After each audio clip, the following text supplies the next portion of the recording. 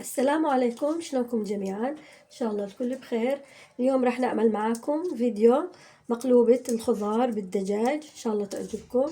هون معانا كيلو من الصدور قطعينها وغاسلينها بشكل جيد، كيلو من الباذنجان قطعينه وقالينه لاختصار الوقت. عندنا بطاطتين قالينها بهالشكل هذا دوائر. هون بالنسبة للرز معانا كيلو من الرز البسمتي.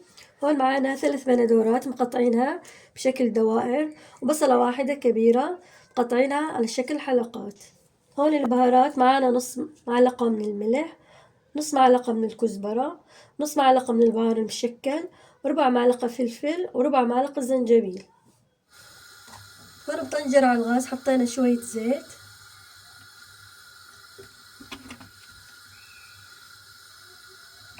وراح نضيف الدجاج.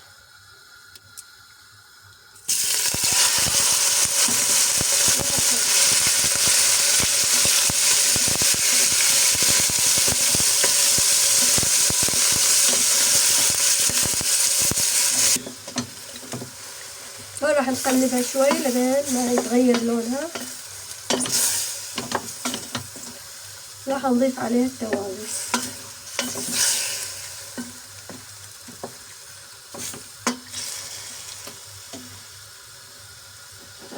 هون راح نضيف كل التوابل ونحركهم مع بعض.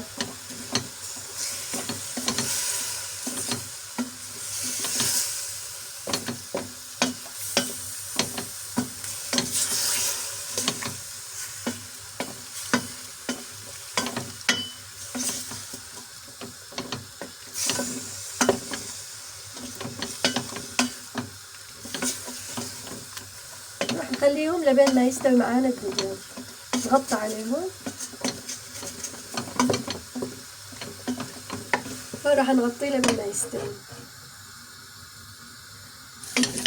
هون استوى معانا الدجاج بالشكل هذا، حمصناه. راح نطفي عليه ونبلش نطبق بالخضرة. هون راح نبلش نحط الخضرة. أول شي البصل بالشكل هذا، نوزع يعني. راح ننزل البطاطا بالشكل هذا، نوزعها.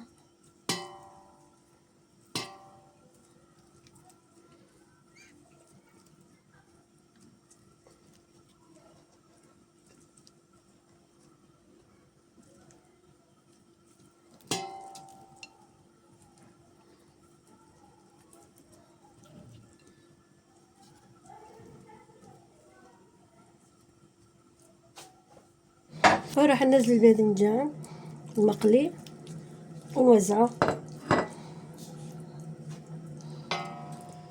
بالشكل هذا. ولا تحطوا للطبخة زيت، يعني اعتمدوا على زيت الباذنجان المقلي، لأن بيه زيت كمية وفيرة، يعني ما يلزم نحط زيت بالشكل. وراح نضيف الدجاج ونوزعه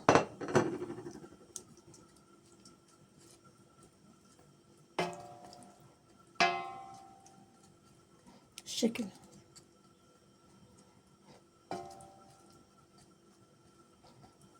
آخر شي راح نضيف الرز. هون راح نبهر الرز، نحط عليه الملح، معلقة من الملح، ربع معلقة من البهار المشكل، وربع معلقة من الفلفل، وراح نحركهم مع بعض بالشكل هذا.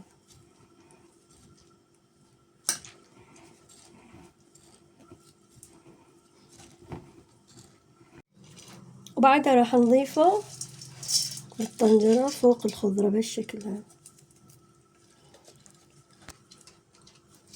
هون نوزعه بشكل جيد بالطنجرة بشكل متساوي.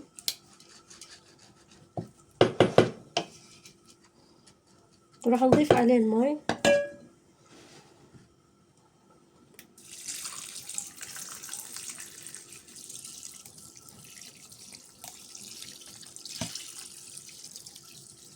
لبين ما تغطيه. هون بعد ما حطينا المي لازم تكون فوق الرز، يعني المي تغطي الرز. راح نحطه على الغاز أول شي على نار قوية وبعدين نهدي عليه. هون راح نعمل معاكم سلطة اللبن بالخيار، لبن ما تستوي معانا المقلوبة. هون عندنا معانا كمية من اللبن، معانا خيار، ثوم، ملح ونعناع. هون راح نضيف كمية من اللبن،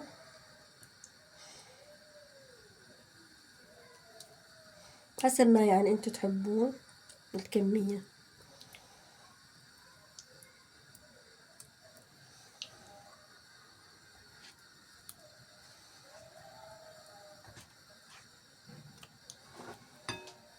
الثوم، هون الثوم حاطين نص معلقة صغيرة، يعني نص معلقة صغيرة من الثوم، ربع معلقة ملح، نص معلقة من النعناع. راح نحركهم كلهم مع بعض.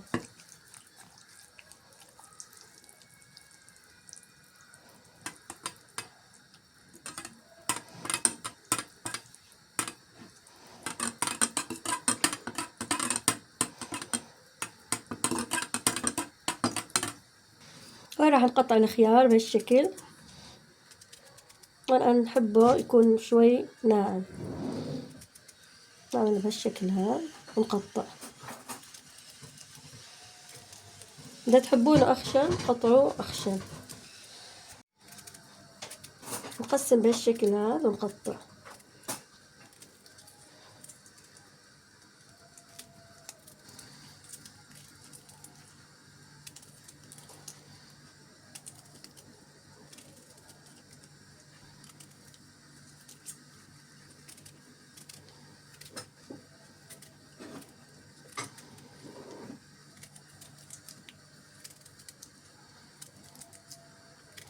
وراح نقطعها كلها، كل الكمية بالشكل هذا.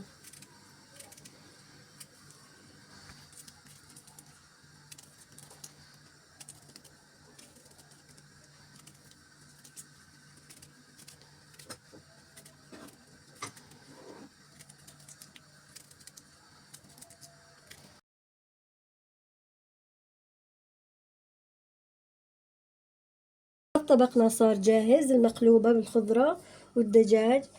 إن شاء الله تكون عجبتكم الطريقة وتجربونها، وألف صحة وعافية عليكم. لا تنسونا من اللايك والاشتراك بالقناة. والسلام عليكم.